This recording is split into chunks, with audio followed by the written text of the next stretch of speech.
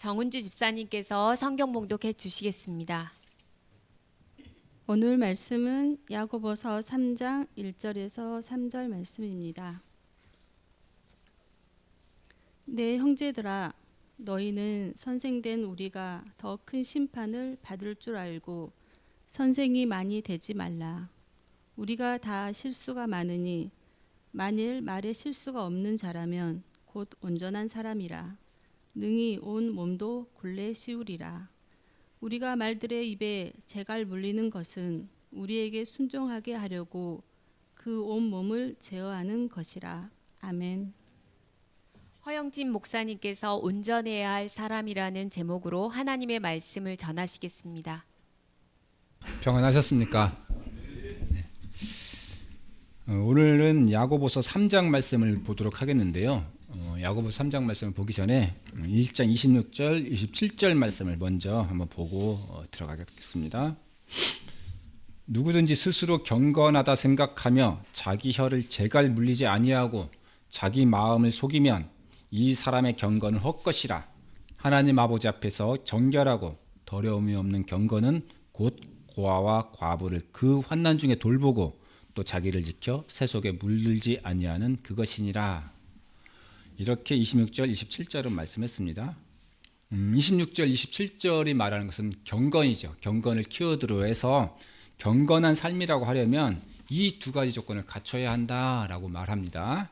그래서 이제 그 첫째 조건은 적절하게 말을 다스려라 이겁니다. 자기 혀를 재갈 물리지 아니하고 이렇게 말하잖아요. 적절하게 말을 다스려라. 이게 첫 번째 조건이고요. 둘째 조건은 가난한 자들을 돌봐라. 이것이 이제 경건의 첫째 조건, 둘째 조건으로 말합니다. 그래서 우리는 야고보서를 볼 때는 대부분은 둘째 조건이 가난한 자를 돌봐라 이런 것과 관련된 말씀들을 많이 보게 되는데요. 이제 오늘 3장은 그 첫째 조건인 적절하게 말을 다스려라 하는 점에 대해서 말씀합니다. 야고보는 오늘 이 말을 하기 위해서 오늘 본문 2절에서 보면 우리가 다 실수가 많으니 만일 말에 실수가 없는 자라면 곧 온전한 사람이라. 능히 온 몸도 굴레 씌우리라 라고 말합니다. 우리가 다 말에 실수가 많다. 이 말은 1절 다음에 나온 말이죠. 1절에서 선생이 되지 말라 라는 말 뒤에 이 말이 나와서 우리가 다 말에 실수가 많으니까 선생이 되지 말라 이거죠. 야고보 당시 교회에는 가르칠 권리가 있다고 생각하는 많은 교사들이 있었습니다. 이렇게 많은 교사들이 있었던 이유는 예루살렘 교회의 핍박이 원인이었습니다. 예루살렘 교회에 많은 핍박이 오자 이 사람들이 막 각 지역으로 흩어졌죠. 각 지역으로 흩어져서 이방 쪽에도 흩어지고 그래서 그 지역에 교회를 세우고 그 교회에서 목사와 같은 역할을 수행하게 된 거죠. 그런데 당시에는 목사의 자격을 검증하는 제도 또는 교육하는 제도 그런 게 없었기 때문에 각자 내가 알고 있는 대로 내가 받은 은혜대로 모두 내가 생각하는 대로 이게 가르친 거죠. 그런데 이런 거 문제점이 뭐냐면 이 사람들 중에 많은 사람들이 그리스도인이면서도 유대주의 어떤 그런 정체성을 가지고 있었던 겁니다. 그런 사람들이었습니다. 그렇기 때문에 이런 사람들이 하는 일들이 복음 전파에 많은 도움이 된 것도 사실이죠. 그렇긴 하지만 이들이 가진 어떤 잘못된 정체성, 그리스도인이면서도 유대주의 가지고 있었던 그런 정체성이 복음 전파에 혼란이 되는 원인이 되기도 했습니다. 그래서 사도신경 15장은 이런 혼란 때문에 예루살렘 회의가 열릴 수밖에 없었던 그거에 대해 말하는데요.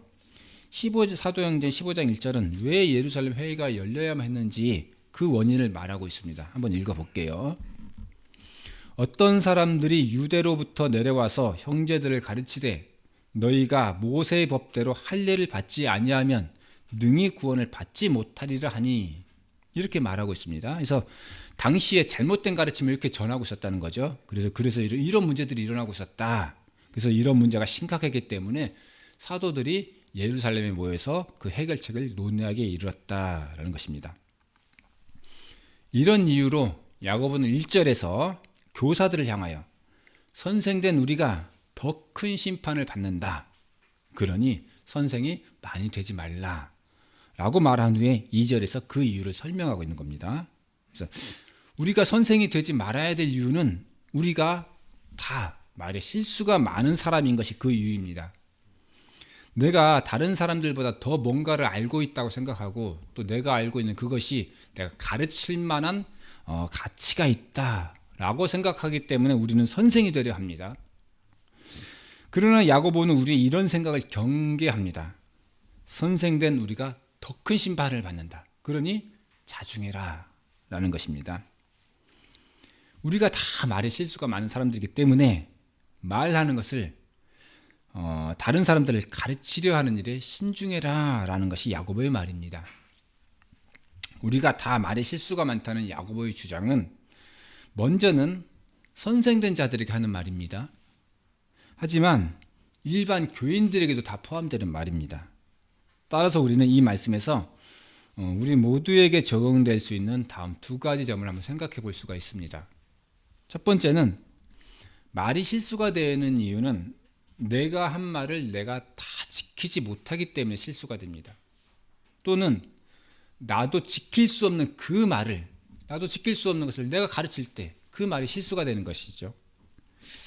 수학 선생님이 있어요. 수학 선생님이 자기도 풀지 못하는 문제를 학생들이 막 가르쳐요. 그러면 그는 수학 교사로서 자격이 없는 거죠.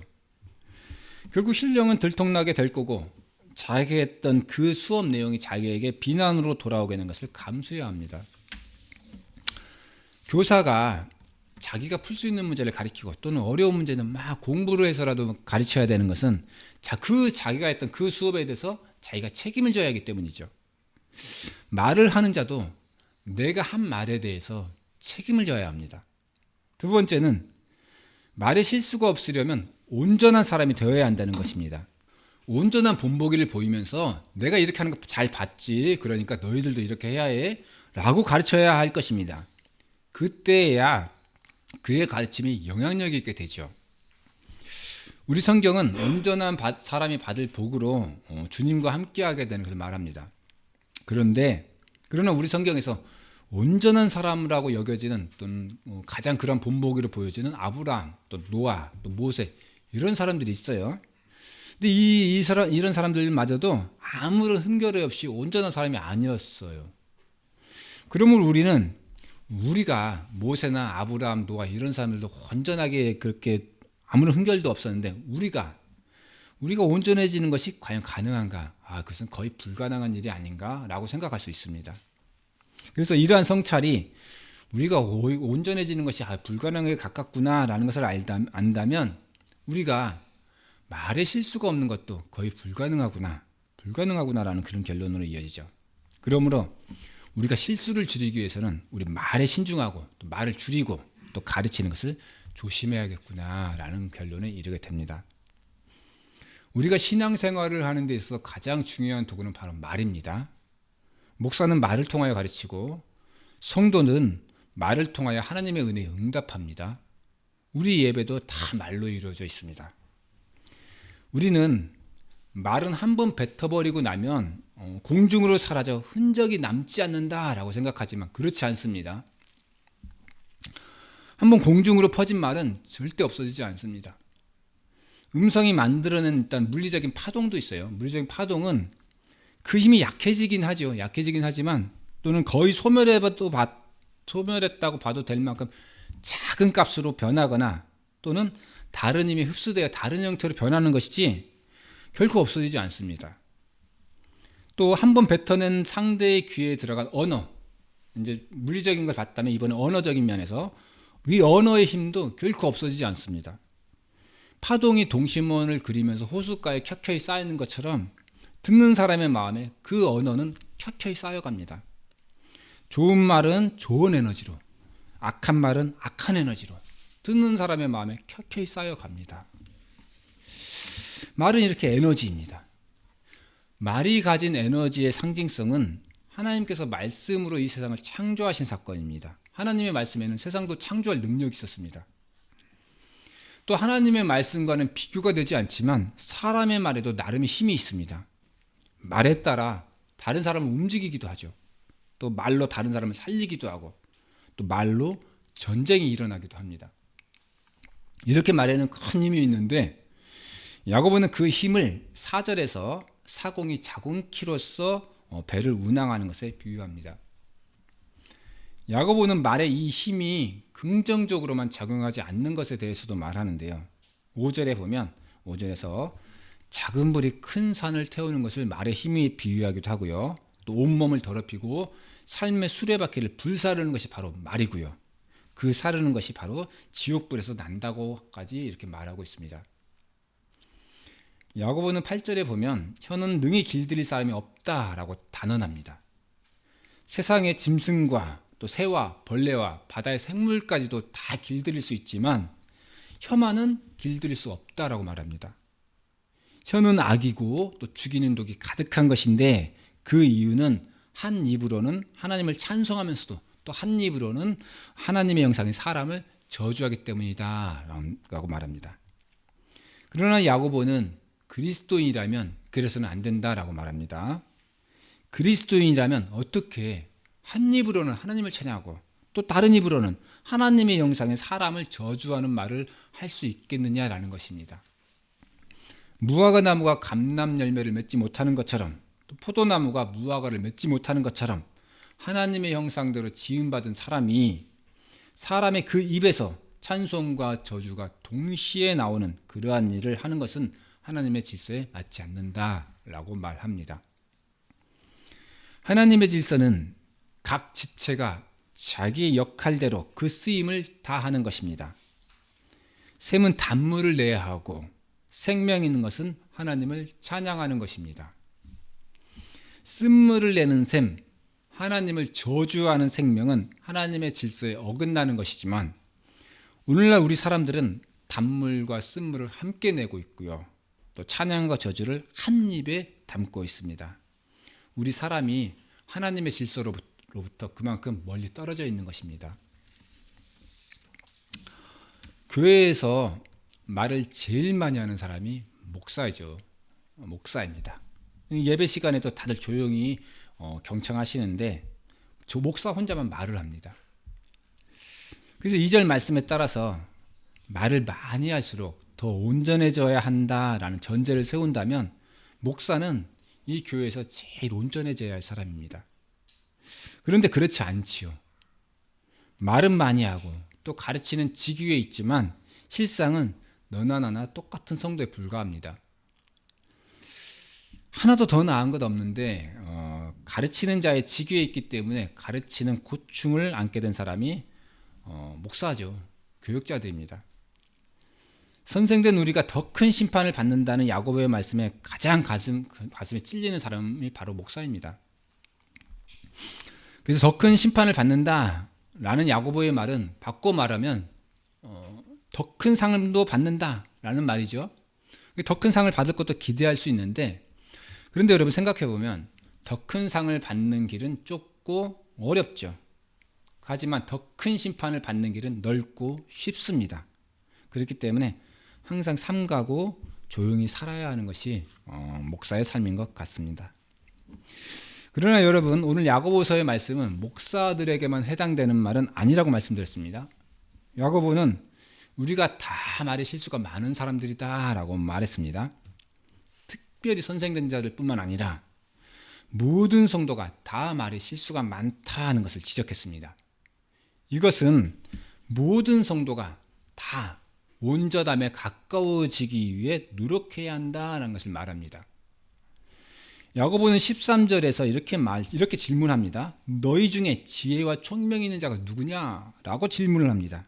그래서 이제 13절 뒷부분부터 16절까지 쭉 잘못된 지혜의 사례에 대해서 쭉 말한 다음에 17절에서 이 질문에 대해 답을 합니다. 오직 위로부터 난 지혜는 첫째 성결하고 다음에 화평하고 관용하고 양순하며 긍휼과 선한 열매가 가득하고 편견과 거짓이 없나니 라고 이렇게 이 질문에 대해 답을 합니다. 우리 사람이 온전해질 수 있느냐? 라는 질문에 대해서 저는 그럴 수 없다라고 말합니다. 사람은 그 한계가 있거든요.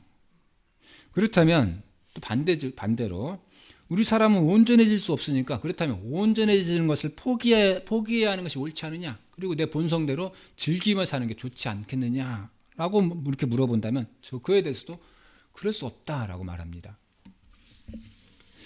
하나님은 사람을 지으실 때 완전 무결한 존재로 짓지 않으셨습니다. 흠이 있고요. 시험 받을 수 있는 그런 존재로 지으셨습니다. 이것이 우리 하나님과 우리의 차이죠. 하나님은 악을 알지도 못하시고 또 아무에게도 시험을 받지도 않으시지만 사람은 다릅니다. 시험을 받고요. 흠이 있고요. 단물과 쓴물을 한 구멍에서 내는 입을 가졌습니다. 그러면 우리는 애초에 그런 존재이니까 시험이 오면 시험을 받고 흠이 있는 대로 살고 찬송과 저주를 한 입에 달고 살고 바람이 불면 부는 대로 또 흔들리면 흔들리는 대로 그렇게 살아야 하느냐. 야고보는 우리의 그런 의문에 대해서 아니다 라고 말합니다. 우리는 비록 불완전한 존재이지만 오직 위로부터 난 지혜를 사모할 수 있는 그런 존재라는 것입니다. 우리는 비록 불완전하지만 성결하고 화평하고 관용하고 양순하며 긍휼과 선한 열매와 편견과 거짓이 없는 것을 바라보고 사모할 수 있는 그런 존재라는 것입니다. 만약 우리가 이런 것들을 바라보고 사모할 수 없는 그런 사람들이라면, 그러한 존재라면 야고보가 이러한 것들을 우리에게 가르칠 이유가 없기 때문입니다. 야고보에게 오늘 이 말씀을 해야 할 이 말들을 가르치신 분은 성령님입니다. 성령님은 옳은 것을 가르치시고 또 우리를 유일하시는 분이시죠. 우리가 바라볼 수 있고 사모할 수 있는 것을 아시기 때문에 성령님께서 야고보에게 이것들을 말하게 하시는 겁니다. 이혜인 수녀님의 시 중에 오늘은 내가 반달로 떠도라는 시가 있습니다. 다 들어보셨을 겁니다. 그대의 빈 하늘 위에 오늘은 내가 반달로 떠도 차오르는 빛, 구름에 숨어서도 웃음 잃지 않는 누이처럼 부드러운 달빛이 된다 라고 말합니다. 우리는 이 시에서 이 반달처럼 채워지지 않은 그런 반달로 뜬 존재입니다. 그렇지만 우리가 비록 반달로 떴지만 그 빛은 세상을 비추고 또 누군가를 위로할 수 있는 존재라는 것입니다. 우리 사람은 비록 불완전하게 지음을 받았지만 이상을 그리고요, 또 꿈을 꾸고요, 바라고 믿고 소망할 수 있는 그런 존재라는 것입니다. 우리 성도들은 특히 가장 좋은 게 뭔가를 아는 사람들입니다. 세상 사람들이 가장 좋은 것을 사회적인 성공으로 설정했다면 우리 성도들은 가장 좋은 것을 성결과 화평과 관용과 양순과 긍휼과 선한 열매와 편견과 거짓이 없는 것으로 설정한 그런 사람들입니다. 비록 그것을 완전하게 이룰 수 없다라고 하여도요, 바라고 믿고 소망하는 것은 그것이 가장 좋은 것인지 우리가 아는 때문입니다. 우리가 그것을 무엇으로 이뤄갈 수 있습니까? 우리는 믿음과 소망을 무엇으로 이뤄갈 수 있을까요? 18절 말씀에 보면 18절 말씀은 우리의 삶이 의의 열매를 거둘 수 있는 방법을 말씀하십니다. 화평하게 하는 자들은 화평으로 심어 의의 열매를 거둔다라고 말씀하십니다. 야고보서는 믿음에 따른 행함을 강조한 성경입니다. 행함의 구체적인 예로서 1장과 2장에서 보면 가난한 자들에 대한 돌봄을 얘기했습니다. 3장에 와서야 적절하게 말을 다스려야 한다라고 말의 필요성에 대해서 말씀하시지만 맨 처음 우리가 오늘 말씀에서 경건의 조건으로 말씀했던 1장 26절, 27절에 보면 누구든지 스스로 경건하다 생각하는 사람은 자기 혀를 제갈 물려야 한다. 이 말에 대한 걸 먼저 얘기했어요. 첫째 조건으로. 우리가 말을 다스리는 것은 모든 일의 첫 시작입니다. 가난한 이웃을 돌보는 일도 바로 말에서 시작합니다. 말은 행위의 첫 시작이고 또 말 자체도 흩어져서 없어져 버리는 것이 아니라 행위로서의 힘이 있기 때문에 말은 모든 행함의 시작입니다. 우리의 말이 무엇을 향해 있는지에 따라 화평을 심기도 하고 시기와 거짓과 다툼을 심기도 합니다. 여러분, 우리는 말에 다 실수가 많은 사람들입니다. 만일 말에 실수가 없는 사람이라면 그 사람은 온전한 사람입니다. 그 사람은 그의 온몸과 또 행실도 온전하게 제어할 수 있는 그러한 사람입니다. 비록 우리가 일부일 뿐이지만 온전함을 이루어갈 수 있다면 우리는 그것을 바라봐야 합니다. 우리가 다 말로 화평을 심어서 우리 주님께 의롭다 여김을 받는 우리가 되기를 축원합니다. 함께 기도드리겠습니다. 하나님 아버지, 저희에게 예배를 허락하시니 감사드립니다. 저희의 예배가 아버지께서 기뻐 받으시는 아름다운 예배가 되기를 원합니다. 겸손과 온유함으로 저희가 다 화평을 심어 의의 열매를 거두는 성도가 되게 하여 주시옵소서.